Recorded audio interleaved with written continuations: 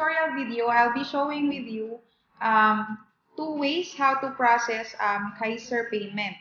So, first way is to log into your IMG portal. So, punta lang tayo sa img-corp.net and then key in your login details. So, ang user ID po natin is yung ating IMG membership code plus the password. So, kung hindi pa po natin ito alam, balikan lang po natin yung first email that we've received from IMG. Nandun po ang ating login details. And then you can change your password anytime. So, log into that. Okay, so pag nandito na tayo sa home screen ng ating members page, hanapin lang po natin sa bandang baba. Yung first way po to process the Kaiser payment is through IMG Kiosk 2.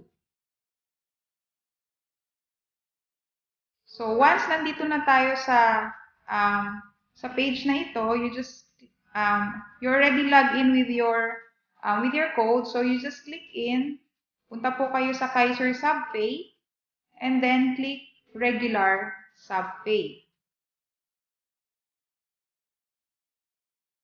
Okay, so listen closely dito sa procedure na to. Paano natin malalaman yung policy details natin? So, you just click search. The fastest or the easiest way para makita natin yung code natin is to key in your last name and then comma, space, and then your first name. And then lalabas na po yung pangalan natin sa portal. Okay. So, kung alam natin kung pang ilang installment na yan, pwede nating i-key in dito sa part na to. Pero kung hindi pa, si system na mismo mag-generate kasi alam naman niya sa record niya kung pang ilang installment na yung pinaprocess natin. So, like in this case, kusang lumabas, 22nd installment number niya na. Okay. So, nandyan yung amount ng premium and then yung policy fee. As we all know, every year we are paying 500 pesos annual policy fee. So, kung dun sa payment na ipaprocess mo, kasabay dun yung policy fee, so you just key in 500. Pero kung kagaya nito, regular payment lang naman, subpay, you just leave that blank. And then, just simply click next. Okay. Actually, you can add additional transactions to this. Say, for example, pinaprocess mo yung Kaiser mo and then you'd like to process also together yung Kaiser payment ng husband mo or ng wife mo, or ng spouse mo, or ng kids mo, or anyone. So, you can click in, add more transaction, or add more premium items. But in this case, for this sample, isa lang ang ipaprocess natin. So, the next procedure is to key in kung ano yung first name ng policyholder, yung last name niya, and then, don't forget na ilagay yung email address. Email address po is very important because kung ano po yung kiniin nating email address dito po marireceive yung payment confirmation after nating ma-process or ma-upload yung payment. So, dito naman po sa baba, if you notice, ito po yung mga payment options. So, first option is credit card via PayPal. Honestly, medyo tedious po yan kaya hindi natin siya masyadong ginagamit.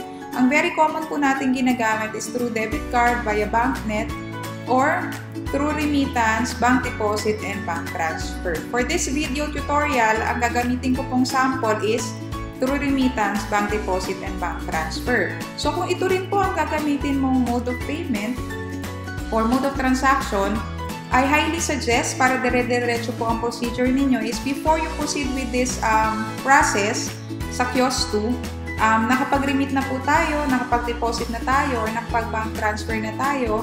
Kasi sa end po nitong procedure na to, kailangan po nating i-upload yung proof of remittance, proof of bank deposit, or proof of bank transfer. So, let's just click that for sample purposes.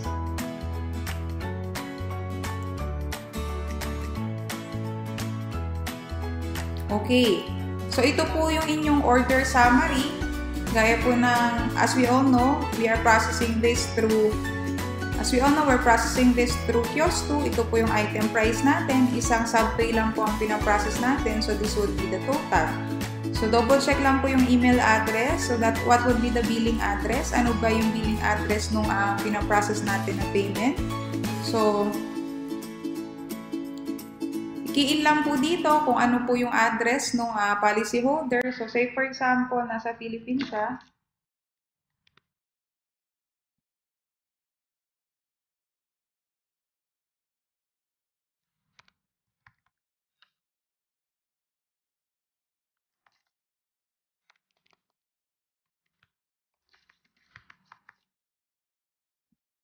Yung address po na inilalagay ko is for sample lang. Okay, so let's say just in Makati. Nanguhula lang po ako ng zip code, but you should be able to key in your right zip code. Let's just key in any number. And then, so just fill this portion correctly with the details. And then, since ang pinili nating payment method is through bank deposit or through remittance, so you just tick that and then click next. Okay, so that is your order summary. Dito po sa portion na to, we have to choose, depende po, no, saan po nating bank account dineposit. So say for example, sa ING, Philippine Banco de Oro bank account natin dineposit yung ating Kaiser payment. So yun po ang pipiliin natin. And then, click select. So that would be the payment instruction. Dito makikita rin natin yung details, no?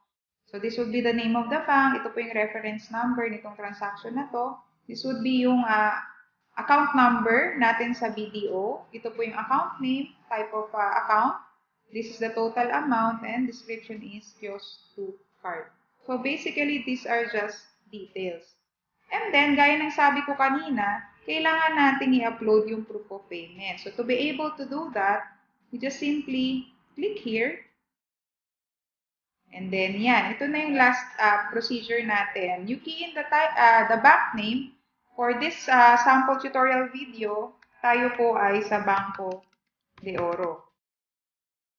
And then, key in po yung date kung kailan tayo nag-remit, nag-deposit, or nag-transfer ng pera. So, say for example, today po tayo natin ginawa yung transaction. So, just click the date. And then, ilagay natin yung time. Yung time po ng transaction, makikita po natin yan dun sa proof of deposit, remittance, or transfer. Take note lang po na ito ay nasa 24-hour format. So, say for example, ako po ay nag-deposit ng alas 2 ng hapon. So, hindi po 2 p.m. ang ilalagay ko. Ang ilalagay ko po ay 14:00:00. Okay? And then, gaya ng sabi ko kanina, that's why I highly suggest na naka-ready na po yung proof of deposit, remittance, or transfer. Na-picturean na or na-scan na and then na-save na dun sa device na ginagamit natin. Simply because we need to upload po yung file na yon in here. So, you click this, select the file kung saan mo siya sinave, and then click submit. So, hindi ko na po ito ipoproceed dahil hindi naman po tayo, tapos na po ang pagbabayad ng subpay nito. But then, I'll show you one more way paano natin, another way how to process payment in Kaiser. So, balik tayo dun sa unang procedure. I-close ko na ito. So, balik po tayo dun sa ating portal. Log-in po tayo ulit. Ito po yung second way na kung saan pwede natin i-process yung Kaiser natin. So, kung kanina sa kiosk natin process, pwede rin po tayong dumiretso sa OPMS. Okay? So, that is Online Policy Management System. So, when you click this, you'll be asked to log into your Kaiser portal naman. So, ito rin po ay sinesend via email. So, once you log in, ito po niready ko na. Ganito po yung magiging itsura niya. So, you just put in your username or your email address and then a password ninyo din dun sa inyong OPMS and then you click login.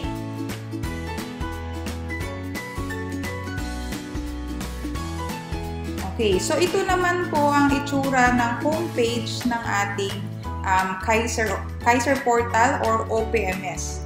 So, makikita nyo yung pangalan nyo dyan. That would be your policy, what's your plan, kailan yung kailan yung next due date, and magkano yung total amount due.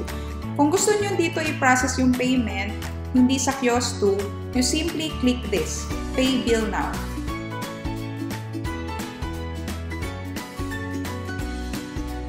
Okay, so that would be the payment amount and then the payment options. So if you notice, pretty much the same with the Kiosk 2. So pwedeng via money remittance, bank deposit, online bank transfer, debit card via BancNet, or credit card via PayPal. So sabihin natin, like say for example sa money remittance. So kung manonotice ninyo, this is almost the same already with dun sa naging procedure kanina sa Kiosk 2. So from here, pwede nyo lang actually sundan yung procedure kanina from Kiosk 2. So ito na yung inyong payment order summary. That will be the email address. Lagay lang natin yung details. Pero since ito po ay ginamit natin na mode of payment, or ang ginamit nating portal is yung OPMS, most likely nandyan na yung okay, so you just click here, bank deposit or remittance, and then click next step. Okay, so that is your order summary. Diba pareho lang dun sa Kiosk 2 kanina? So again, please choose kung saan bank tayo nag-remit kasi via remittance yung pinili natin, no? So say for example, in this remittance naman, ang ginamit natin is BPI. So click select. And then, that is your payment instruction. So, same like BDO, nandyan yung account number, that is the account name, so on and so forth. So, same procedure, you just click here to upload the proof of remittance. So, this time, ang ginamit nating sample is BPI. Again, click the date. So, sabihin natin, medyo nung 8 pa natin siya na-remit, ngayon lang natin siya na-upload. And then, sabihin natin, ito po ay niremit natin na 6 p.m. So, kung 6 p.m. dahil 24-hour format, that would be 18:00:00. And then, again, select the file, yung proof of remittance po natin, and then, click submit. And then, yun na po. That's how easy how to process payment for Kaiser. I hope you learned with this tutorial para madali po nating ma-update at ma-process ang ating Kaiser payment. Thank you.